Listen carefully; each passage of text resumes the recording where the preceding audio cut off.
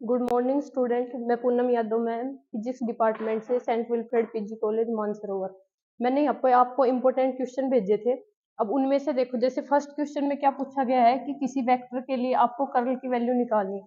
तो ये मैंने आपको एक जर्नल जर्नल क्वेश्चन भेजा है। अब इसमें आपसे वो तीनों कोऑर्डिनेट सिस्टम में से किसी भी एक कोऑर्डिनेट सिस्टम में आपसे डेराइव करवा सकता है। जैसे तीन कोऑर्डिनेट सिस्टम होते हैं अपने, एक कार्टेशियन कोऑर्डिनेट सिस्टम होता है, एक स्फेरिकल कोऑर्डिनेट सिस्टम होते हैं, एक सिलेंड्रिकल कोऑर्डिनेट सिस्टम होता है। तो वो आपसे कर्ल की वैल्यू या तो कार्टेशियन में करवाएगा या स्फेरिकल में। तो वहां पे आपको क्या करना है, वहां पे आपको सिर्फ अपने कोऑर्डिनेट चेंज करने हैं।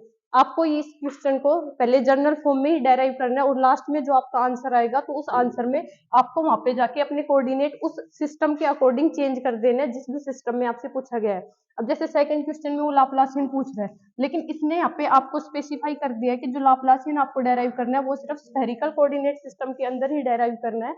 तो यहाँ पे आपको जो लाप्लासियन का पहले आप जनरल फॉर्मूला निकालेंगे और उसके अंदर लास्ट में जाके जो कोऑर्डिनेट होते हैं स्फेरिकल कोऑर्डिनेट में, जैसे आर, थीटा और फाई होते हैं, तो वहां पे जाके आपको ये तीनों कोऑर्डिनेट उसके अंदर फॉर्मूला में पुट कर देने हैं, तो वो लाप्लासियन आ जाएगा आपका स्फेरिकल कोऑर्डिनेट में। अब जैसे कि मैंने आपको बताया था कि फर्स्ट यूनिट है, फर्स्ट यूनिट में 3 चैप्टर आते हैं। फर्स्ट चैप्टर में आपके 3 टॉपिक इंपॉर्टेंट है, एक तो ग्रेडियंट निकालना, एक कर्ल निकालना और एक डाइवर्जेंस निकालना। तो आप इन तीनों के पहले जर्नल फॉर्म को अच्छे से पढ़ के जाए और जर्नल फॉर्म पढ़ने के बाद आपको अपने जो कोऑर्डिनेट्स होते हैं वो चाहे किसी भी कोऑर्डिनेट सिस्टम में आपसे निकलवाए, आपको वहां पे सिर्फ वैल्यू पुट करनी है उन कोऑर्डिनेट्स की। अब जैसे यहाँ पे ग्रेडियंट पूछा हुआ है किसी स्केलर क्वांटिटी के लिए, ये भी एक जर्नल कोऑर्डिनेट सिस्टम में पूछा हुआ है, कल भी लीनियर कोऑर्डिनेट में पूछा गया है। ये आपसे 3 तरीके से पूछ सकता है ये क्वेश्चन। वहां पे भी कार्टेशियन कोऑर्डिनेट, स्फेरिकल कोऑर्डिनेट और सिलेंड्रिकल कोऑर्डिनेट में आपसे डेराइव करवा सकता है। अब जैसे कि मैंने बताया था, अब आपसे डाइवर्जेंस पूछा गया है, लेकिन उसने यहाँ पे स्पेसिफाई कर दिया कि आपको क्या करना है इसमें, सिलेंड्रिकल कोऑर्डिनेट और स्फेरिकल पोलर कोऑर्डिनेट, इन दोनों ही कोऑर्डिनेट सिस्टम में आपको डाइवर्जेंस निकालना है। यहाँ पे इसमें कार्टेशियन कोऑर्डिनेट में आपको डेराइव नहीं करना है।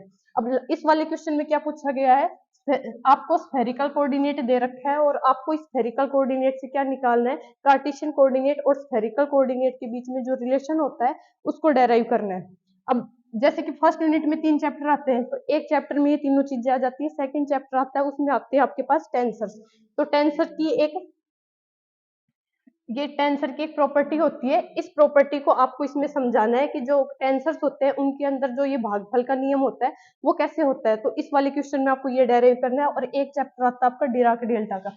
डिराक डेल्टा के अंदर डिराक डेल्टा की डेफिनेशन और उसकी कोई भी 5 प्रॉपर्टी, अपन ने कम से कम 10 से 12 प्रॉपर्टी पढ़ी हुई है डिराक डेल्टा फंक्शन की, लेकिन यहाँ पे आपसे 5 प्रॉपर्टी पूछी हुई है, तो आप किसी भी 5 प्रॉपर्टी को यहाँ पे डिस्क्राइब कर सकते हैं। फिर आता है अपने पास जैकोबियन, जैकोबियन की भी कम से कम 3 या 4 प्रॉपर्टी होती है। उस उन सारी प्रॉपर्टी को आप पढ़ के जाएंगे और उनमें से कोई भी 2 या 3 प्रॉपर्टी आपसे एग्जाम में पूछी जाएगी।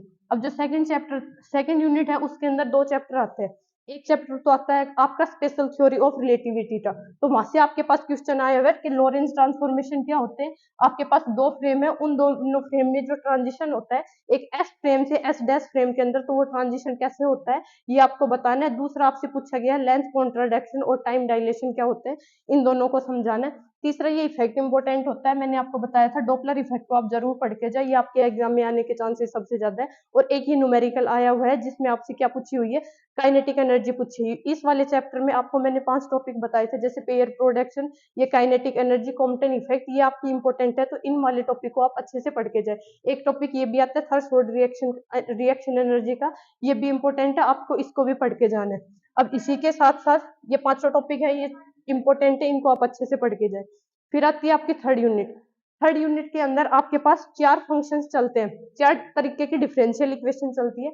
अब उन चारों इक्वेशन में से आपसे कुछ भी पूछ सकता है, या तो वो इक्वेशन है उसको डायराइव करवा सकता है, या फिर उनके जो जनरेटिक फंक्शन होते हैं उनको डायराइव करवा सकता है, उनकी प्रॉपर्टी भी पूछ सकता है। तो इन चारों फंक्शंस को आपको अच्छे से पढ़ के जाना है और इन चारों की जो जो प्रॉपर्टी होती है उनको अच्छे से पढ़ के जानी है। जैसे एक फंक्शन होता है बेसल फंक्शन, इस वाले क्वेश्चन में सिर्फ बेसल इक्वेशंस जो होती है उनका सॉल्यूशन पूछा गया है। ये जो दूसरा फंक्शन होता है ये होता है हर्माइट फंक्शन, तो हर्माइट फंक्शन की उसने यहाँ पे प्रॉपर्टी पूछी हुई है। एक होता है आपके पास ये लेजेंडरी इक्वेशन, तो लेजेंडरी इक्वेशन में भी यहाँ पे उसका जनरल सॉल्यूशन पूछा गया है। यहाँ पे लेजेंडरी जो इक्वेशन होती है उसका जेनेटिक फंक्शन होता है उसको डेराइव करवाया गया है। इसी तरीके से यहाँ पे हर्माइट डिफरेंशियल इक्वेशन की पावर सीरीज पूछी हुई है। तो इस वाले चैप्टर के अंदर सिर्फ 4 ही फंक्शन चलते हैं और इन चारों में से इनकी प्रॉपर्टी में से वो कुछ भी क्वेश्चन पूछ सकता है। अब जैसे फोर्थ यूनिट है, फोर्थ यूनिट में मैंने आपको 10 मेथड पढ़ाए थे और ये भी बोला था कि इन 10 मेथड में से 4 मेथड आपके एग्जाम में जरूर आएंगे। सबसे पहले जैसे एक मेथड था कि वेव इक्वेशन जो होती है उसको आपको कार्टेशियन कोऑर्डिनेट के अंदर डिस्क्राइब करना है। और कौन से मेथड से करना है, वेरिएबल सेपरेशन मेथड से इसको डिस्क्राइब करना है। इस वाले क्वेश्चन में वापस से क्या पूछा हुआ है, लाप्लास इक्वेशन को डेराइव करवा रखा है, लेकिन इस वाले क्वेश्चन में आपको क्या करना पड़ेगा, ये दोनों क्वेश्चन सेम ही है लेकिन इस वाले क्वेश्चन में आपको स्फेरिकल कोऑर्डिनेट से करना है और इस वाले क्वेश्चन को आपको कार्टेशियन कोऑर्डिनेट से करना है। अब इस वाले क्वेश्चन में इसने सर्कुलर मेम्ब्रेन के लिए पूछा है, तो आपको इस वाले यूनिट में आपको ये ध्यान रखना है कि जो भी आपको क्वेश्चन दिया गया है वो कौन से स्पेशल सिस्टम के लिए दिया गया है। जैसे यहाँ पे सर्कुलर मेम्ब्रेन आ गया तो यहाँ पे आप या तो सिलेंड्रिकल कोऑर्डिनेट का यूज करेंगे या फिर स्फेरिकल कोऑर्डिनेट का यूज करेंगे। इस वाले क्वेश्चन में वापस से उसने खुद ही बोल दिया है कि स्फेरिकल कोऑर्डिनेट के अंदर आपको लाप्लास इक्वेशन सोल्व करनी है। ये सेम क्वेश्चन आपका फर्स्ट यूनिट में भी आ सकता है और ये सेम क्वेश्चन आपका फोर्थ यूनिट में भी आ सकता है। अब वापस से कंडक्टिंग स्फेयर के लिए उसने पोटेंशियल की वैल्यू निकलवाई, तो इस वाले क्वेश्चन को भी आप स्फेरिकल कोऑर्डिनेट सिस्टम में करेंगे। और इस तरीके से ये जो भी क्वेश्चन है आप इन क्वेश्चन को एक बार देख के जाएंगे, ये क्वेश्चन इंपॉर्टेंट है, आपके एग्जाम में आ सकते हैं और आपके एग्जाम के लिए ऑल द बेस्ट।